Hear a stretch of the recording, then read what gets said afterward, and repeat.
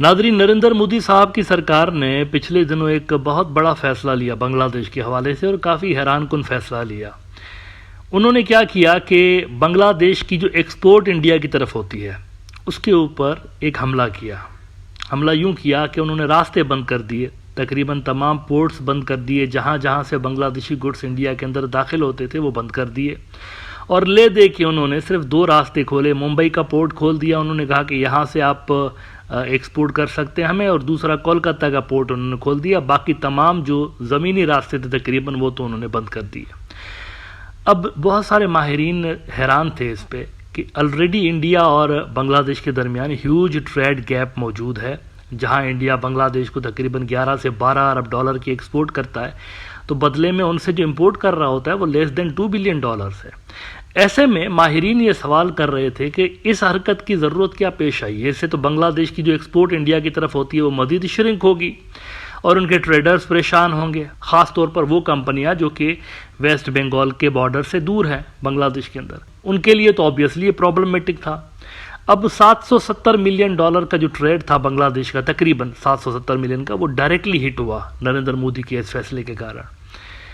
لیکن اب کل بنگلہ دیش نے یوں محسوس ہوتا ہے کہ نہلے پہ دیلا پھینکا ہے، اور بنگلہ دیش نے بھی ایک ایسا فیصلہ کیا ہے، ٹٹ فار ٹیٹ جسے کہتے ہیں، جس سے نیو دلی پریشان ہے، حقیقتاً پریشان ہے۔ بنگلہ دیش نے ایسی جگہ پہ ہٹ کیا ہے بدلے میں جہاں پر نیو دلی کو زیادہ اثر ہو رہا ہوتا ہے۔ انہوں نے ڈیفینس کا ایک بڑا کانٹریکٹ کینسل کر دیا انڈیا کے ساتھ۔ اب اس کانٹریکٹ کا کیا بیک گراؤنڈ ہے جو بنگلہ دیش نے کینسل کیا ہے؟ یہ اصل میں شیخ حسینہ کے دور کا کانٹریکٹ تھا۔ شیخ حسینہ کے دور میں انڈیا نے بنگلہ دیش کو ایک لمبی چوڑی کئی ملین ڈالر کی کریڈٹ لائن دے کر رکھی تھی، اور انڈیا چاہتا تھا کہ بنگلہ دیش کا اور ان کا جو ڈیفنس سسٹم ہے انٹیگریٹ ہو جائے، جیسے چائنا اور پاکستان کا انٹیگریٹڈ ڈیفنس سسٹم ایک طرح سے آپ کو نظر آتا ہے نا، دونوں کی جو ایئر فورسز ہیں خاص طور پر ان کے درمیان ایک اچھی خاصی آپ کو انٹرآپریبلٹی نظر آتی ہے۔ انڈیا یہی کچھ بنگلہ دیش کے ساتھ کرنا چاہتا تھا کہ بنگلہ دیش کا جو ڈیفنس سسٹم ہے وہ انڈیا میں ایک طرح سے ضم ہو جائے، مرج ہو جائے۔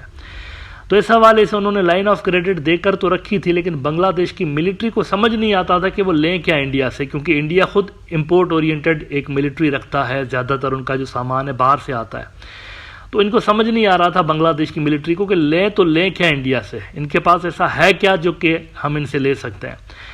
اب کافی سالوں تک وہ لائن آف کریڈٹ موجود رہی، اس کو استعمال نہیں کیا بنگلہ دیش کی ملٹری نے، لیکن گزشتہ سال جب شیخ حسینہ 3rd ٹائم جیت کر آئیں تو یہ فیصلہ کر دیا گیا تھا کہ زور و شور کے ساتھ ڈیفنس سسٹم بنگلہ دیش کا انٹیگریٹ کر دیا جائے گا انڈیا کے ساتھ، اور اسی منصوبے پہ عمل کرتے ہوئے غیر ضروری جو پروجیکٹس ہیں وہ بھی انڈیا کو دینے کا سلسلہ شروع ہو گیا۔ انہی میں سے ایک یہ بھی تھا۔ گزشتہ سال کی دا انڈین ایکسپریس اگر آپ دیکھیں، انہوں نے لکھا کہ Bangladesh navy inks deal with India's GRAC for 800 ton ocean going tug.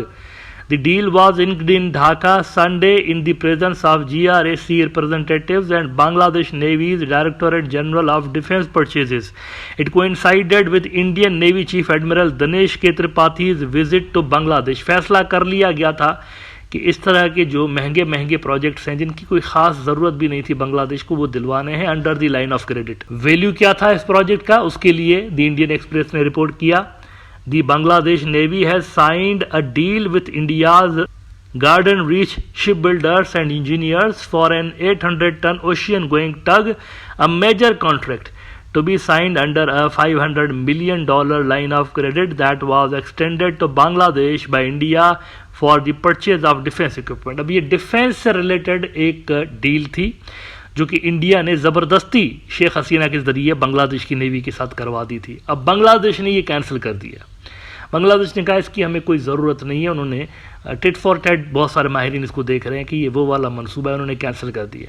اس پہ انڈیا کے جو ہارڈ لائنرز ہیں، جو انڈیا کے نیشنلسٹ ہیں، وہ بہت زیادہ دکھی ہیں کہ یہ نہیں کرنا چاہیے تھا بنگلہ دیش کو۔ India.com کہتا ہے کہ Bangladesh betrays India again, look at the headline, betrays, دھوکہ دیا انہوں نے ہمیں کانٹریکٹ کینسل کر کے، کینسلز روپیز، یہ پتہ نہیں کتنے زیرو لگائے ہوئے، مجھے تو گننے میں بھی پرابلم ہو رہی ہے، اتنے زیادہ زیرو لگا دیے ہیں۔ Muhammad Yunus gets closer to China by signing, کتنے پیسے ہیں؟ لک ایٹ دیٹ، یہ شیخ حسینہ دے رہی تھی انڈیا کو، کس لیے دے رہی تھی یہ کسی کو نہیں پتا۔ کہتے ہیں day by day Bangladesh relations are being impacted over several reasons and new order cancellation has added one more chapter in a similar trend. कहते हैं Bangladesh is now cancelled order of 180 crore rupees was given by the Directorate General Defence Purchase with India's state-owned Garden Reach Shipbuilders and Engineers Limited. The order was for a modern maritime vessel 61 meters long and 15.8 meters wide with a speed of at least 13 knots.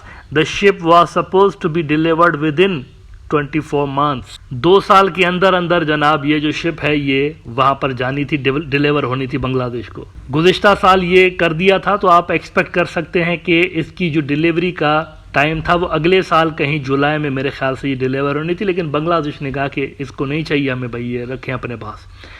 अब इसको as I said बहुत सारे माहिरीन जो है tit for TET के move में देख रहे हैं। इंडिया ने वो जो बंद कर दिया ना बांग्लादेश की एक्सपोर्ट को, उन्होंने हिट करने की कोशिश की है, तो उसके जवाब में माहिरीन कह रहे हैं कि ये हुआ है।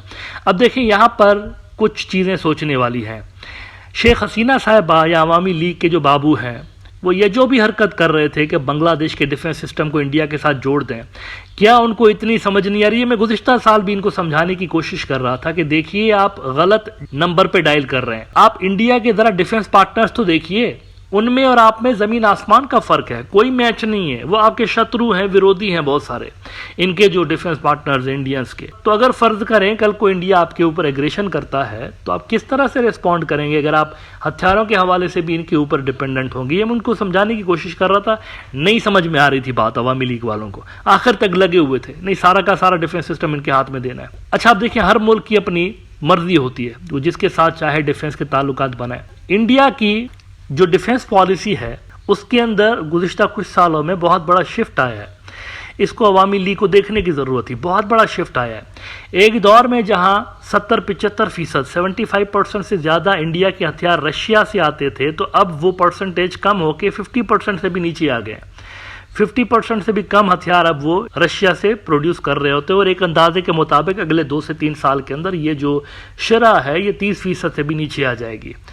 यानी एक दौर में जहां 75% जो इंडिया के हथियार थे मेड इन रशिया थे, वो अब 30% से भी नीचे आ जाएंगे। तो ये शेयर कहां पर जा रहा था, ये समझने की ज़रूरत है। बांग्लादेश के अंदर भी जो लोग भी पॉलिसीज़ बना रहे थे उस वक्त, ये कहां जा रहा था शेयर? फ्रांस की तरफ जा रहा था और इजराइल की तरफ जा रहा था।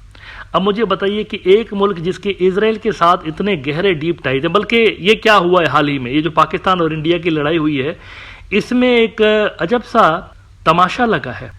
पाकिस्तान ने क्लेम किया है कि कोई 150 के करीब ट्रेंड जो इजरायली मिलिटेंट्स हैं वो आए थे इंडिया की हेल्प करने के लिए। ये मैं नहीं कह रहा हूँ, पाकिस्तान का प्राइम मिनिस्टर कह रहा है। ये जरा जियो न्यूज़ की खबर देखिए, उर्दू में है, लेकिन मैं यहाँ पर कोट कर देता हूँ। This is one of the largest news outlets of Pakistan. जंग में इजराइल ने भारत की खूब मदद की।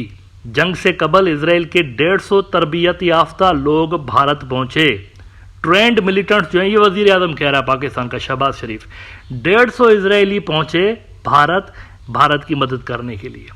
इकलौता यही मुल्क था जो कि इंडिया के साथ खड़ा हुआ सारी दुनिया में, बाकी तो कोई नहीं खड़ा हुआ। तो ये इजराइल और इंडिया के डिफेंस के ताल्लुकात हैं।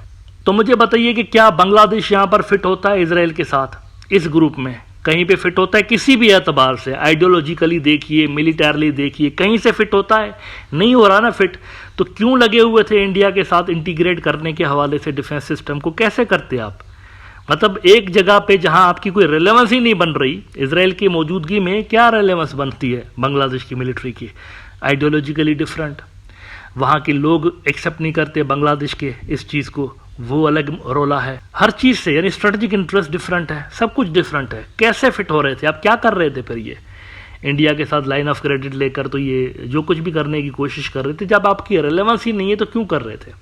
तो बांग्लादेश ने एज अ रिजल्ट ये गैर ज़रूरी जो इस तरह की ड्रामेबाजियाँ की गई थी उसको कैंसिल करने का फैसला किया हुआ है। चुन चुन के वो प्रोजेक्ट्स देखेंगे कौन कौन से फजूल किस्म के हैं, उसको रिमूव करते जाएंगे। शुरुआत की है उन्होंने सिर्फ। इसके अलावा और भी जितने कॉन्ट्रैक्ट्स हैं जो कि गैर ज़रूरी हैं वो आने वाले दिनों में सूत्रों के अनुसार स्क्रैप होने जा रहे हैं ना। इस पे बांग्लादेश को ब्लेम करने की बजाय मैं देख रहा हूँ इंडिया के न्यूज़ आउटलेट्स बांग्लादेश को और मोहम्मद यूनुस को ब्लेम कर रहे हैं। उनको ब्लेम करने की बजाय पहले ज़रा नरेंद्र मोदी की सरकार से पूछिए कि उन्होंने एक्सपोर्ट क्यों बंद की बांग्लादेश की, ये जो सारे पोर्ट्स बंद किए हुए, वो सारे फैसले अगर ना किए जाते तो शायद इस फैसले में भी डिले करते हैं मोहम्मद यूनुस वाले।